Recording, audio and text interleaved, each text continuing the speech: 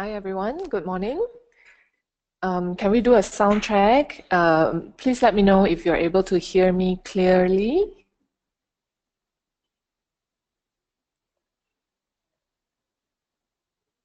Great. Okay.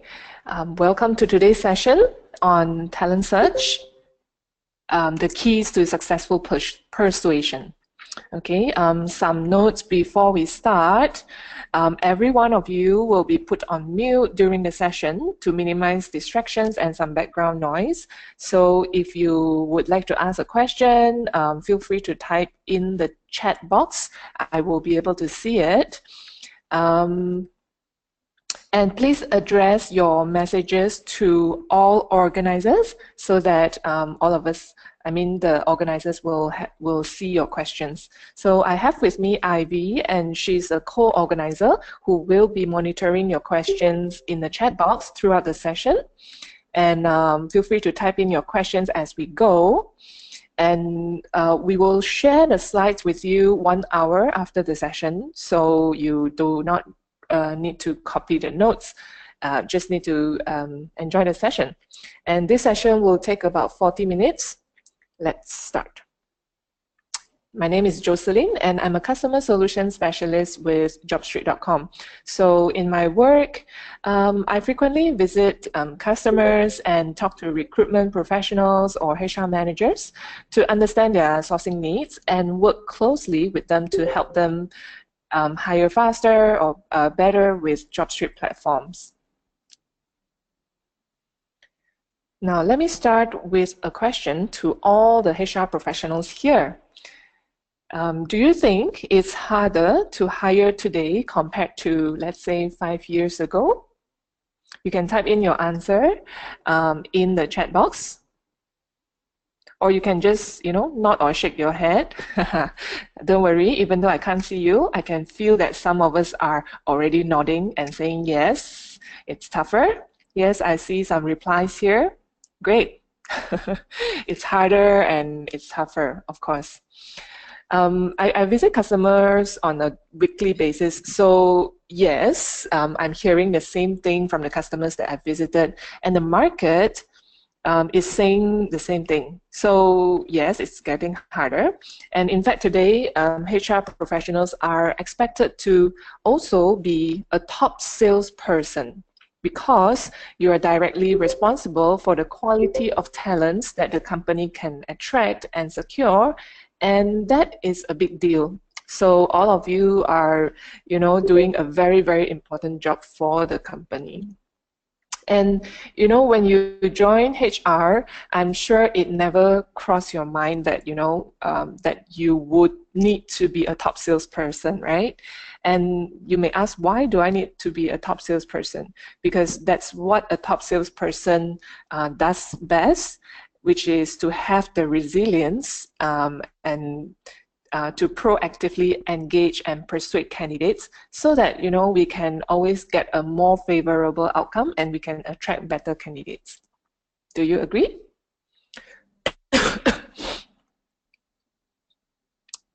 Great.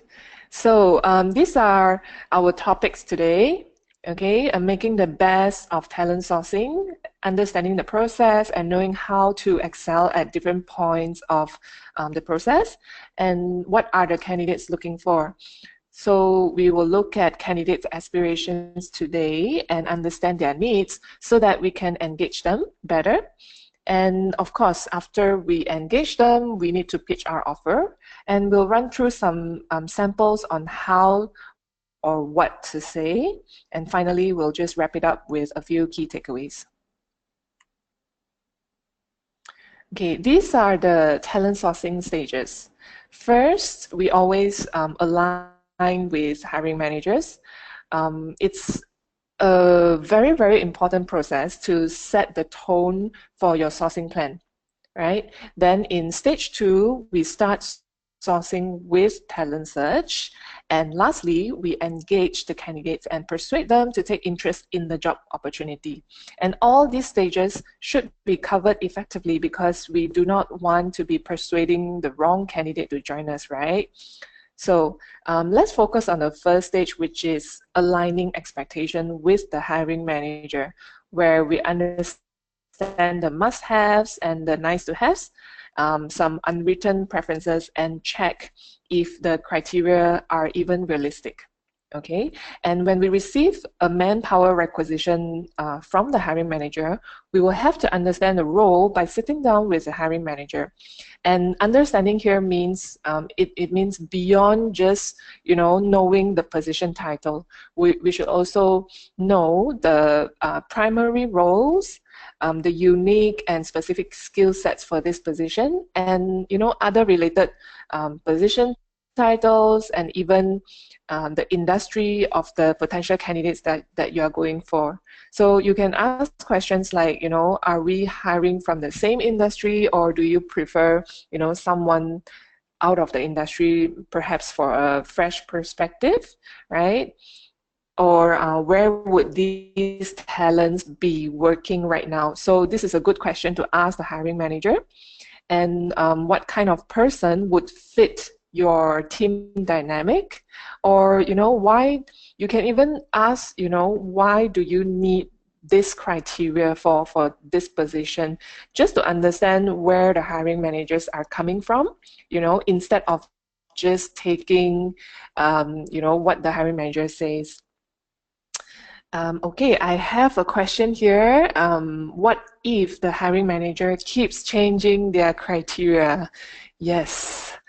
That's interesting. I think actually we have another webinar talking about different situations that we deal with hiring managers. And actually, you're right. This is one of the criteria that always for recruiters, we always have to battle with it.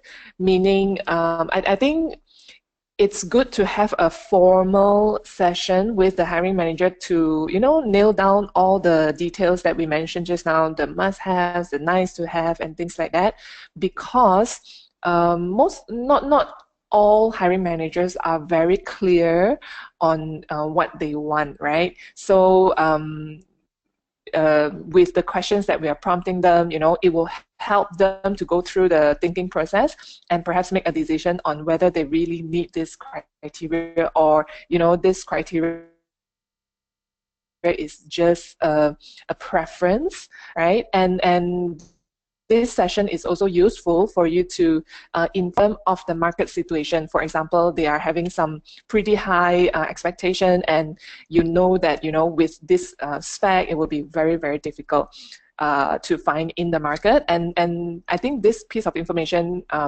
can only come from recruiters like you, because you are more exposed to talent market than the hiring manager. So yeah, that's why having the alignment session is extremely important. First, to of course nail down the specs, so that they won't be able to change the criteria all the time. Okay, and of course, once we got all the specifications and preferences, good to run a reality check, right, to see if those candidates really exist in the market.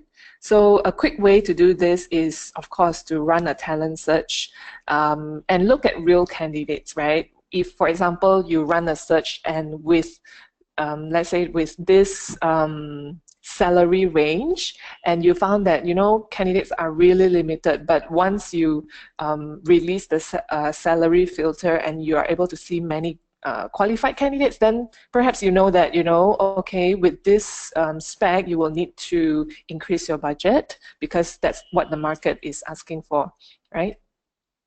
So remember, to align well, we must collaborate and have an agreement with the hiring manager. And once we have this, we can post the job, or start your talent search. Okay, in the sourcing stage, which is the second stage, we're looking at talent search. We can start searching with position title and some skills. But don't stop here. You can always expand your search by using different combinations of keywords and even search by competitor name, vendor's name, or try to look for talents outside your industry. We have a separate webinar on that as well, techniques to search. So you can sign up for that webinar if you would like to know more about searching. Okay, once we have found all these candidates, then we try to engage and persuade them to take interest in the opportunity and eventually join your company. And this brings us to stage number 3, which is crucial because it makes or breaks the deal. That will also differentiate an excellent or experienced recruiter from an average one, right? So here we look at 3 things: the right engagement channels, meaning which channel do you use to talk to the candidates, understand what candidates are looking for, and knowing what can the company offer to the candidates. So choosing the right engagement channels here is quite important. For example, if we are approaching a manager level candidate, we should always call the candidate first instead of sending an email or SMS. And I'm sure you know that mornings are not good for managers, especially Monday mornings, right? As they will be in meetings and probably they won't answer. Or if you're hiring such a customer service officer from, let's say, a BPO, and you know that calling during working hour would not work because they won't be able to answer to your calls. So these are some small things that we can take note, right, in order to reach them effectively. And once you get their attention, our next objective is to engage them. Okay. So you have found the profiles, and now comes the harder part, which is persuading them to join. And most of the time, it's not just about the brand name. Other factors come into play as well. So I think the first thing that we should be looking at is to understand the candidates. So here I'm showing you a market survey to understand the important factors that candidates think about when they are looking for job opportunities. So actually majority, 77%, will think about salary. And others, not so far behind, would value work-life balance, work environment, and some, they want career growth. Right? And while salary is still an important factor, given a competitive market where everyone is offering a competitive salary, other factors come into place as well. So if you're talking to a parent, with young kids, then perhaps they would value work-life balance or maybe flexible working hours more than just salary. Of course, salary is important, and sometimes people make career decisions based on the lifestyle that they want. If they are working long hours at the moment, and if you're able to offer a better work-life balance, maybe that will be a good point to focus on. Okay, I visited client from manufacturing line recently, and they are hiring technicians for the manufacturing plant. And knowing that many technicians work in hot conditions, right, in the factories, the company is telling candidates in a job ad that their plant is fully air conditioned. Right, and to top it up, they are also providing these technicians with free meals and promise a very safe working environment. They know that these are the candidates' main concerns and needs, and they were able to engage the candidates better from the beginning by telling them about all these perks. The moment they call them, they would make it a point to mention all these points, because they know that that's a big differentiator or a big advantage that they are able to attract candidates. So actually my point here is, different candidates have different needs. So we should understand and identify those needs so that we can engage them better. Okay, so today I would like to share two case studies of very different techniques employed. One is for a junior manager position, telemarketing manager. For this particular candidate, the reason why she joined was actually shorter traveling time.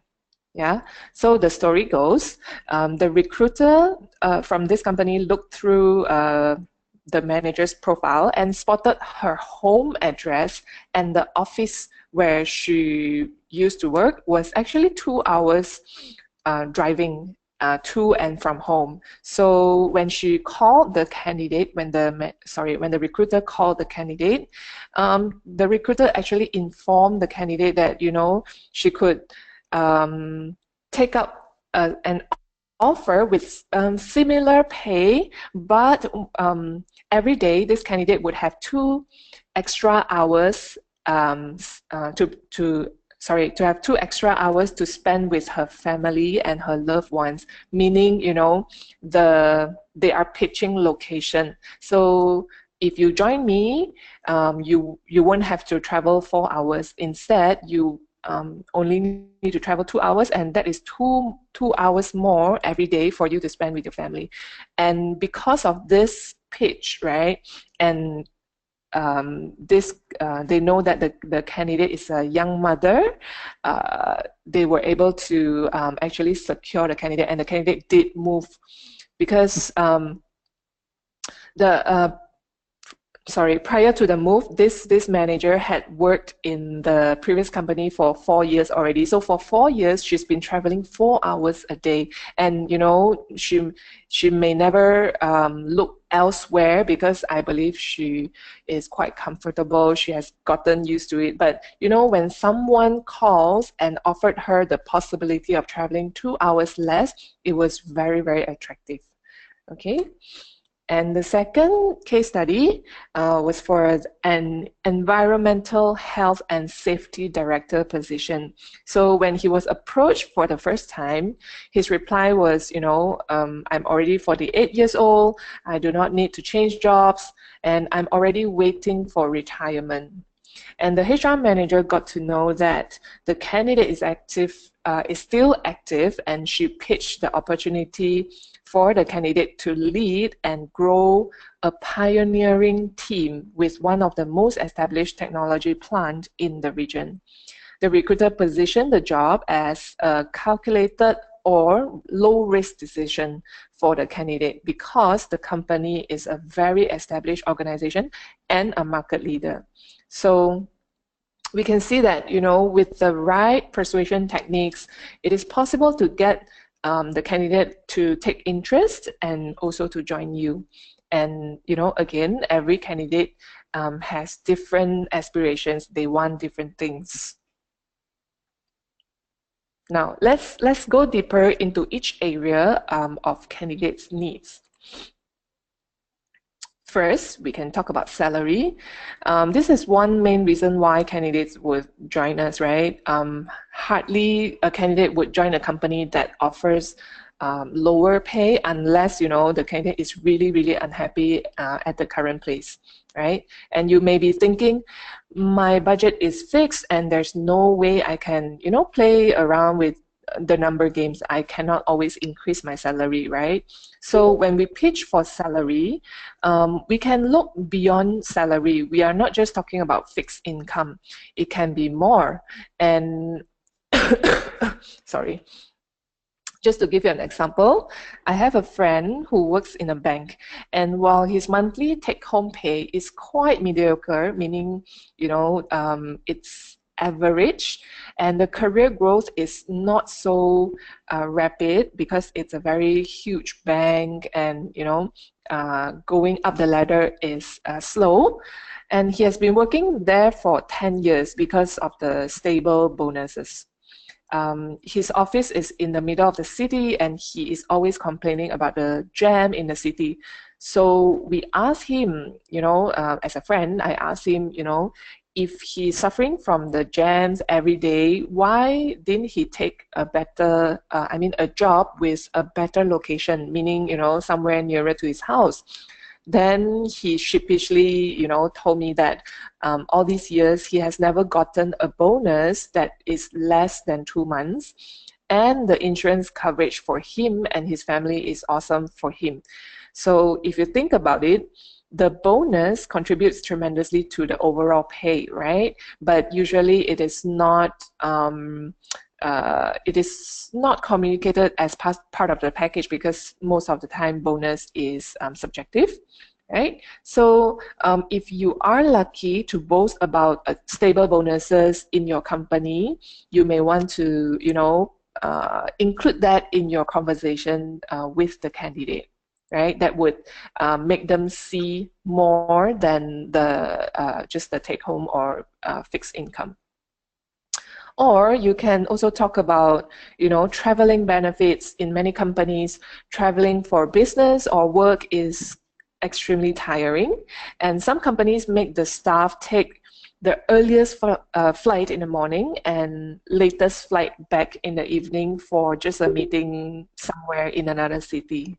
So if your company is more flexible here, or has an awesome traveling allowance scheme, this is a plus point that you can share as well. So it may also tell the candidate indirectly, how your company takes care of the staff, right? Now, let's talk about the second point, which is work-life balance. So at different stage of our lives, we want different things, right? So if we were to ask ourselves today, what would motivate us 5 years ago and now, it may be very different for everyone, right? Now, if work-life balance is what we want, we can also pitch beyond, just stable working hours or 5 days week. Okay, I have a colleague who was a sales manager in a multinational company. So while he was getting quite good pay as a sales manager for his work, he was also working very, very long hours. And at the same time, he was always constantly under a lot of stress from chasing for the monthly sales target. So when JobStreet approached him for a role in customer solutions, the hiring manager actually told him, the candidate, about the company culture that values work-life balance and the flexibility in working hours and the possibility of leaving work on time so that he can spend more time with his kids. And this became the main reason for him to join, because spending time with his kids is more important at this stage of his life. And if he missed this period of time where the kids are growing up, he will never get it back. So it is this pitch from the hiring manager that made him take interest and also join the company eventually.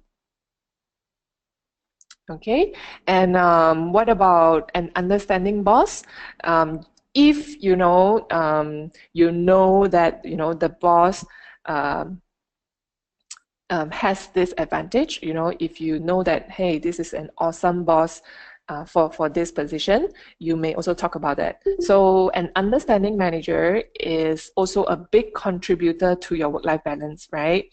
A staff does not usually leave an organization because they don't like the company or they don't like the HR. It's hardly about that, right? Most of the time, staffs leave because of the manager. Okay, and if department is headed by a very experienced and caring manager with a strong track record, tell the candidate about it when you are pitching the job, right? I think if the staff currently is working for a manager who is not so awesome, right? Telling the staff about the possibility of having an awesome boss who is very committed in grooming this candidate, right, would be something very attractive. Okay, let's talk about environment. So environment is something new, right? Especially to many traditional organizations. with the likes of Google, at the forefront, a good environment is something that, most candidates today look forward to, right? With the millennials coming into the workforce, many companies are investing in a cool working environment, not only to boost, job productivity, but also to attract and retain the staff. So I visited some software companies recently, and the HR, one of the HR was very nice, and she gave me a tour to their awesome office. So just to share with you, what I saw in the company, right? So on top of the open concept workspace that is very common today, they have rooms with, bean bags to facilitate a more casual meeting. They also have a creative hub decorated with, very cool Star Wars toys and items to boost their creativity. And the pantry was very spacious, and it serves breakfast and tea, snacks for free. And you may ask, why do the employer invest space and money in all these things, right? And the reason is very simple. They are trying to attract talents and retain talents who are, drawn to a cool working environment. Another thing that you can look at is culture, right? Culture is another important but often overlooked area where when we talk to candidates. So it's important because we look for skill fit. We are also looking for a culture fit. Not all candidates, will love the same kind of culture. So it's important to always share with the candidates if you think your organization has a good culture that would be conducive to the candidate's aspiration. And everyone loves to be around someone sharing the same value as well.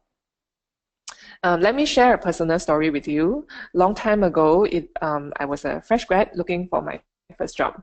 So I was offered 2 opportunities on the same day, right? And the first company that called me was a famous multinational IT company.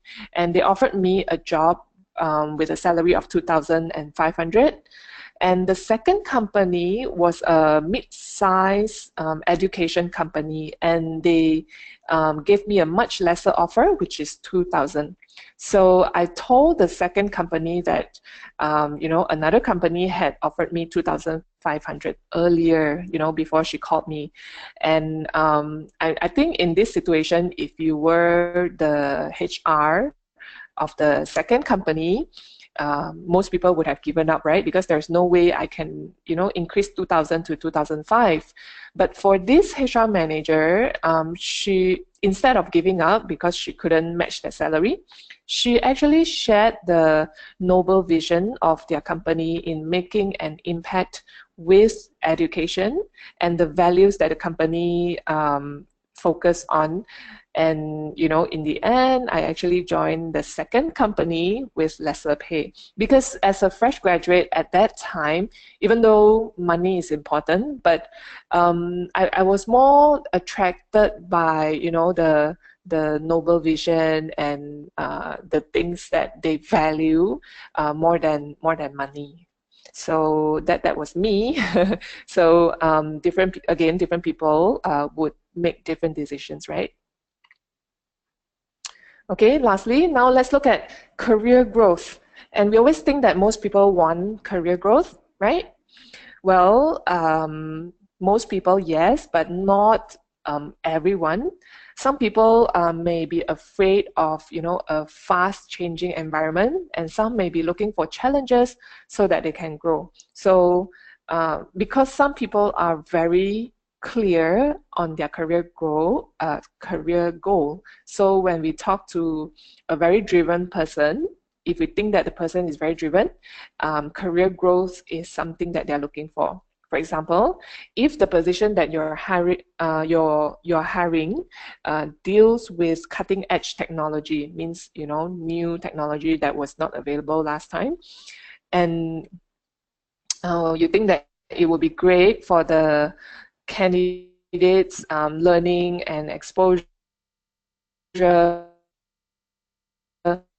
you can tell candidates about this exposure or the new skills that will do another level in their career. I think this is very attractive for candidates who are really, aiming to grow and learn new things, right? Or if your company is a small startup company, and usually startup companies have very fast growth, right? And if you are doing very, very well for the past few years, tell the candidates about the exciting growth and the possibilities ahead. So it is not always, big companies winning all the time, because for example, if you are a small startup, what you can promise is, end-to-end learning, meaning the person that you hire will have exposure to more, the scope of the job will be wider. In other words, they have to do more, right? And perhaps a flatter hierarchy, meaning, perhaps they will have the opportunity to work alongside the founder or the CEO, for example. Okay, so now that we have gone through all the areas that will attract or affect candidate, so the next question is, what is your own story? So why do you think candidates should consider your company over the competitors? And this should be something customized to your company and the job. So unfortunately, there is no, clear answer on how you can approach this. I think the best person to answer this question would be you, the HR team, or even people in your organization. Maybe a good place to start is to ask your colleagues or people who have been serving the company for some time, and just ask them, why are you staying with your position, or why are you still here, right? There must be a reason for you to stick to a company for a long time. So I think from their answers, you will be able to learn certain points, or you will get some ideas on how you can pitch to the candidates. Now, you will need to pitch your offer. So how do you do it, right? So first would be getting a slot, meaning talking to the candidate, and this requires an elevator pitch. Yeah. Number one, decide who should call. If it is a senior position, it would be good to have a senior recruiter to call, because if you're talking to a senior manager, they would have certain questions or certain perspective, right? So good to get a more senior recruiter to call, or if you can get a hiring manager to call, that would be even better. Okay, then talk about why the candidate should consider your company. So be ready to talk about, the advantages of your company and your story. For example, if you have awesome culture, talk about it. If you are top performing, talk about it. And third, of course, is to talk about the role. Give a concise explanation here, and then tell the candidate why he is chosen. So this is something that most candidates would be very interested in, because you are telling the candidate why he is valuable to you, and you can also share how he can contribute to this role. And lastly, if you think the candidate is suitable for a face-to-face interview, ask for a meeting where you can continue the conversation, or continue to evaluate each other. So we always say evaluating each other, because equality is important at this stage. Okay, and in your conversation, we want to quickly understand the candidate's aspiration as well, because remember, if we know what they want, it's easier for us to engage them, right? So one place to look would be the candidate's profile, and try to pinpoint the candidate's pain point in advance if you can. So when you study a profile, you may be able to see if the candidate is happy, contented, or stuck, right? And you can also see if he has been, hopping around or, making some, you can make some hypotheses on the candidate's aspiration as well. So these are some of the questions that can help you in probing so that you understand what they want. And number one, you can ask, what is your career aspiration, right? What do you want now? Or if you were to join another company, what do you look for in a company? Or at this stage, what do you value more? So all these questions will help us find out the candidate's needs and aspirations. If you notice that the candidate has been holding the same role for a long time, you can even ask, if he's anticipating any change. Perhaps he's stuck for a few years already, right? And there's no opportunity. And this tells us, his answer will tell you whether he is restless or whether he's happy. Okay, if he's happy, then ask him what would entice him to change his career, or if you feel that he's a bit restless, then ask him if he thinks it's a good time to switch to a better job. So having the candidate answer to you is already half the persuasion won, because most of the time the challenge would be to continue the conversation, right? So it will be good to start by asking a few friendly questions about them, right? So that you understand them more and you know what they want. If we change his job or love his current job, then we can share what the company can offer. So, for example,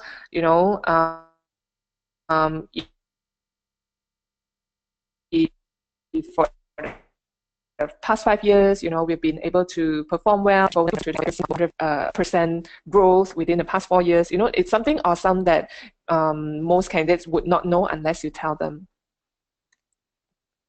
Okay, let's wrap it up. So in recruitment, persuasion is key because good candidates always have options, especially when you're trying to source from talent search, meaning you're trying to move a person who already has a job to another position, another better position, right? So the pull factor, the persuasion is more important here. Okay, and successful hiring depends on what we do in every stage. Sourcing is important to find the right candidate, and persuasion is key for you to secure those talents. And we also talked about, different things candidates look for, and different candidates will have different aspirations. So we should always try to understand the candidate's needs and pain points first. Prepare well before calling a candidate. And lastly, when we really understand each candidate well, and when we are able to pitch our side of the story, we will be able to persuade candidates to join us. Okay, we still have a few minutes left for Q&A. If you have any questions, you can type in now. Type into the chat box now.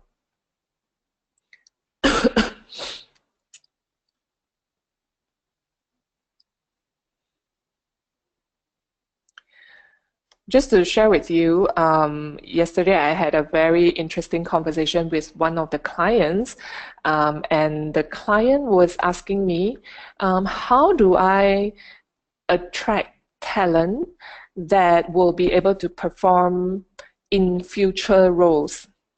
Meaning, they want to hire candidates who is good enough for the changes, the development in the future. And yeah, that is a very challenging question. So I think it boils down to, assessing for potential, right? So when we hire, usually we choose candidates based on their past achievement. But if you are looking for people who will be able to bring the company to, the unknown future, right? Then looking for things like potential would be more important. Just a fun fact.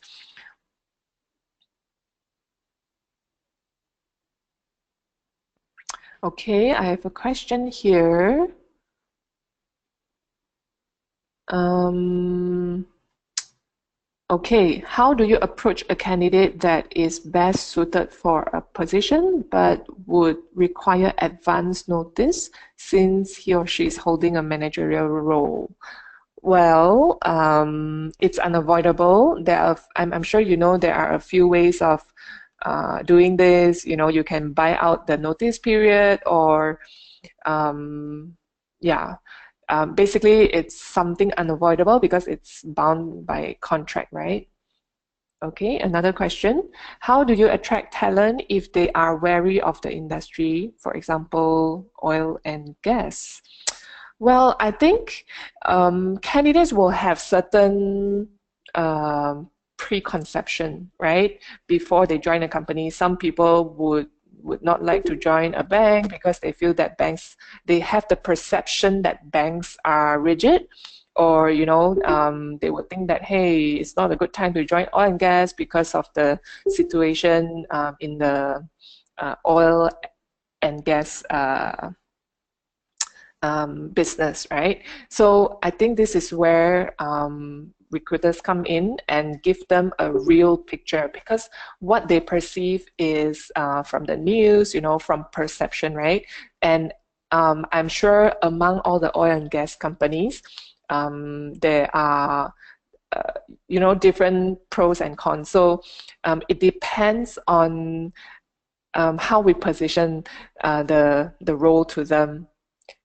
I hope I answered to your question, because this is very subjective to the role that you are offering, right? So if for example the role is to work in IT in an oil and gas environment, then it will be slightly different, right? And it boils down to what the candidate wants, right?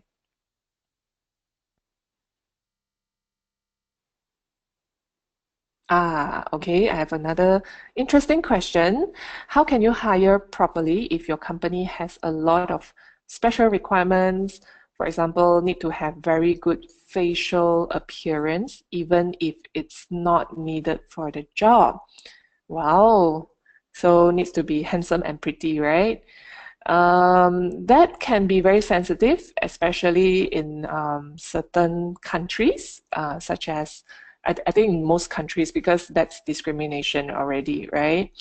I think it's something not so easy to fix because um, first, it is not so-called regulated, right? And it has, I think, to fix the problem, internal communication is important, and it requires a shift in the company culture as well, like the company's value, right? In certain companies, they would uh, put it up on their company profile, telling everyone that they value equal opportunity. They do not make decisions based on race, age, and things like that, right? So I think, yeah, for your situation, it would need some commitment from the top, commitment from the bosses, that says, look, this is what our company is about, and we shouldn't be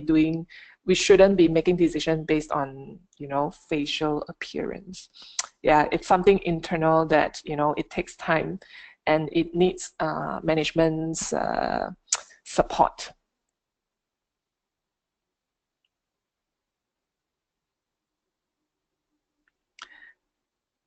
Okay, a good candidate has already applied and showed interest, but then when you made follow-ups, he or she became unresponsive. Any tips? Hmm.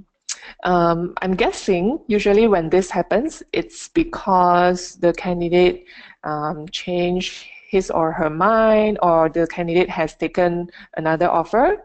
Uh, yeah. So unfortunately, there's not much we can do because, sometimes it's based on the candidate's decision, right? So I would think perhaps from our first engagement, with the candidate, pitching the opportunity or positioning the opportunity to be something very valuable or very attractive would minimize this situation, meaning, right, if the candidate decided not to proceed, or maybe, the company counter offered the candidate, then at least they would know that they will make the decision knowing that, they are foregoing a very attractive opportunity.